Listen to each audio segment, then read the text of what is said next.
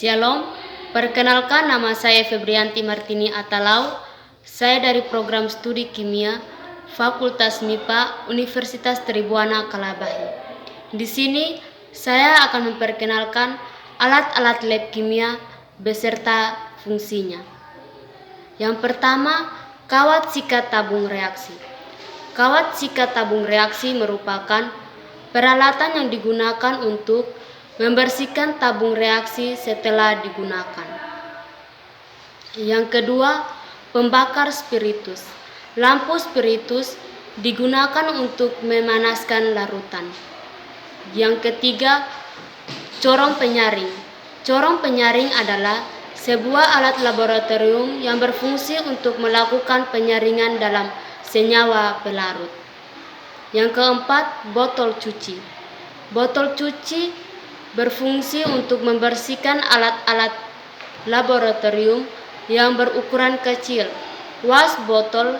Pada botol ini terdapat pipa kecil atau nozzle yang berluncur dari dalam botol sampai keluar botol. Pipa kecil ini berfungsi mengalirkan aqueous atau air. Atas kesempatan yang diberikan kepada saya atas nama Lili Henderina Pentele dari program studi kimia semester 2. Di sini saya akan memperkenalkan alat-alat lab beserta fungsinya. Yang pertama, pipet tetes. Pipet tetes merupakan alat gelas yang paling sering digunakan dalam laboratorium kimia manapun. Kegunaan pipet tetes adalah untuk mengambil dan menambahkan larutan atau zat cair setetes demi setetes. Yang kedua, gelas kimia. Gelas kimia adalah sebuah wadah penampung yang digunakan untuk mencampur, mengaduk, dan memanaskan cairan pada laboratorium. Yang ketiga, Erlenmeyer. Erlenmeyer merupakan alat gelas yang banyak penggunaannya dalam laboratorium. Erlenmeyer biasanya digunakan untuk analisis kuantitatif secara volumetri atau titrasi.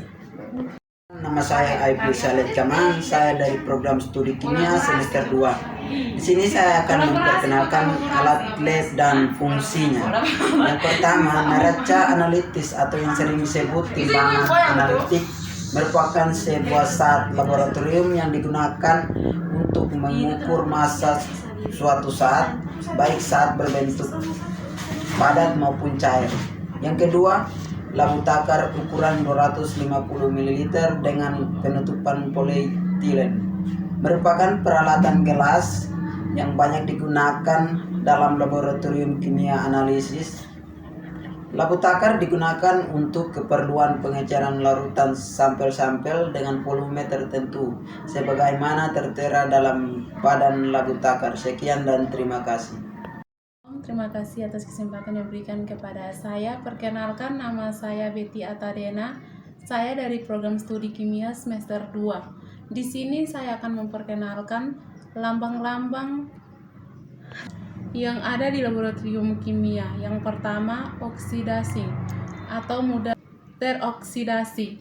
Bahan kimia yang diberi simbol seperti gambar di samping adalah bahan yang bersifat mudah menguap dan mudah terbakar melalui oksidasi. Penyebab terjadinya kebakaran umumnya terjadi akibat reaksi bahan tersebut dengan udara yang panas, percikan api, atau karena reaksi dengan bahan-bahan yang bersifat reduktor. Bekerja dengan bahan kimia oksidasi membutuhkan pengetahuan dan pengalaman praktis.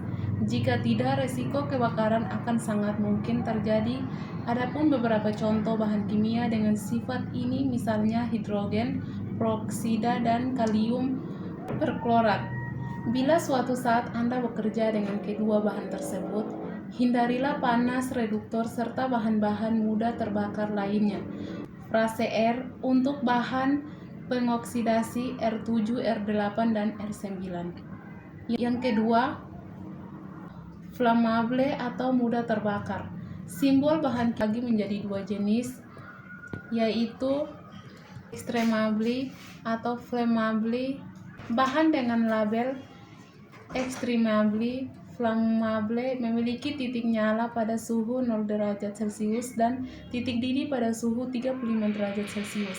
Bahan ini umumnya berupa gas pada suhu normal dan disimpan dalam tabung kedap udara bertekanan tinggi frase R. Bahan amat sangat mudah terbakar adalah R12, bahan dengan label highly flammable, memiliki titik nyala pada suhu 21 derajat Celcius dan titik didih pada suhu yang tak terbatas. Pengaruh kelembapan pada terbakar atau tidaknya bahan ini sangat besar. Oleh karena itu, mereka biasanya disimpan pada kondisi kelembapan tinggi frase R untuk bahan sangat mudah terbakar yaitu R11. Adapun beberapa contoh bahan bersifat flammable dapat diklasifikasikan sebagai berikut. 1. Saat terbakar langsung. Contohnya aluminium, alkil, fosfor. Keamanan: hindari kontak bahan dengan udara.